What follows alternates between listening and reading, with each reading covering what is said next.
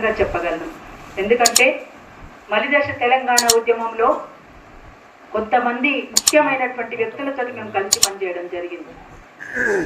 అందులో ప్రముఖులు అంటే కేశవరావు జాదవ్ సార్, అట్లనే ఒక పెద్ద ఆయన కొండ లక్ష్మణ్ బాపూజీ గారితో కానీ ఇట్లాంటి ఒక ముఖ్యమైనటువంటి మహోన్నతమైనటువంటి ఒక్క మాట చెప్పాలంటే, అందుకనే ఇవాళ ప్రొఫెసర్ కేశవరావు జాదవ్ గారిని గురించి మాట్లాడుకోవడం అంటే మిస్టర్ తెలంగాణ అని మాట్లాడుకోవాలి.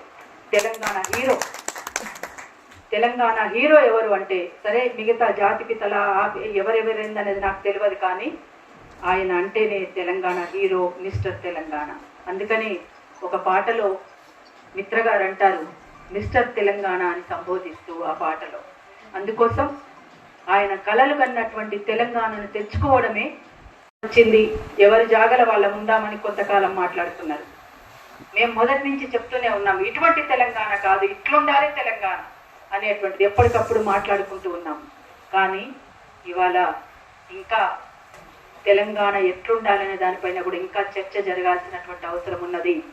ఒక మేధోపరమైనటువంటి చర్చ జరిగి ఆ తెలంగాణ రావాలని ఆకాంక్షిస్తూ అట్లాంటి తెలంగాణ కోసం కొట్లాడే శక్తులందరితోటి కలిసి పనిచేయడానికి ఎల్లవేళలా అరుణోదయ సాంస్కృతిక సమాఖ్యగా తెలంగాణ యునైటెడ్ ఫ్రంట్గా మేము మీ వెంట ఉంటామని చెప్పేసి మరొకసారి స్పష్టంగా తెలియజేస్తూ మిత్ర రాసినటువంటి పాట, తెలంగాణ సమరాన నవరసాల వీణ మీటింది ఎవరోరన్నా, నలు దిశల ఖ్యాతిని చాటిందెవరన్నా.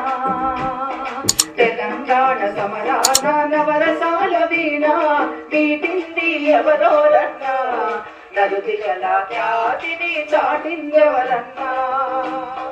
చెప్పనా జాదవని అతడే యోధుడని, చెప్పనా జాదవని అతడే యోధుడని, అతడే మాస్టరని, అతడే మిస్టర్ తెలంగాణయని. తెలంగాణ సమరాన నవరసాల వీణ మీటింది ఎవరోరన్నా, నలు దిశల ఖ్యాతిని చాటిందెవరన్నా. మీటింది ఎవరోరన్నా, నలు దిశల ఖ్యాతిని చాటిందెవరన్నా. తాత ముత్తాతలు వచ్చిన పట్నం, రాజభోగాలున్న రంగుల రత్నం. తాత ముత్తాతలు వచ్చిన పట్నం, రాజభోగాలున్న రంగుల రత్నం. పెద్ద కాందాన్లున్న హుస్సేని ఆలం, పేదలేని మదిలో రాగం తాళం. పెద్ద కాందాన్లున్న హుస్సేని ఆలం, పేదలేని మదిలో రాగం తాళం.